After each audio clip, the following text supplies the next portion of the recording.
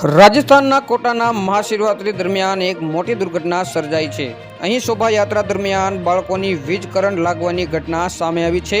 બાળકોને તાત્કાલિક સારવાર માટે હોસ્પિટલમાં ખસેડવામાં આવ્યા છે, જેમાંથી એક બાળકની હાલત નાજુક બતાવવામાં આવી રહી છે।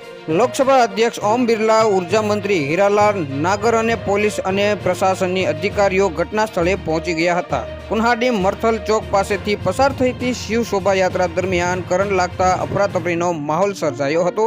24 બાળકોને કરંટ લાગતા તેમને એમબીસી હોસ્પિટલમાં ખસેડવામાં આવ્યા હતા। બાળકોના હાથ પગ અને શરીરના અમુક ભાગ દાઝી ગયા હતા। તમામને તાત્કાલિક સારવાર આપવામાં આવી રહી છે। લોકસભાના અધ્યક્ષ ઓમ બિરલા પણ હોસ્પિટલ પહોંચ્યા હતા। ઇજાગ્રસ્ત બાળકોની મુલાકાત લઈને તેમણે જણાવ્યું હતું તમામ બાળકો સ્વસ્થ રહે તે માટે ડોક્ટરની એક ટીમ લગાવવામાં આવી છે।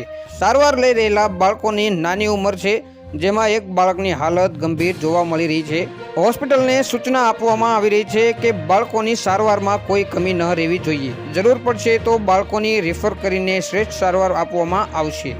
કોટાના એસપી મૃતા દુહેને જણાવ્યું કે કાલી બસ્તીમાં લોકો કળશ ભરવા માટે એકઠા થયા હતા, જેમાં મહિલાઓ, પુરુષો અને બાળકો પણ હતા। આ દરમિયાન બાળકના હાથમાં મોટી લોખંડની પાઇપ હતી, તે ઉપરથી પસાર થતા હાઈ ટેસ્ટના વાયર સાથે ટકરાઈ હતી, જેના કારણે બાળકોને કરંટ લાગ્યો હતો।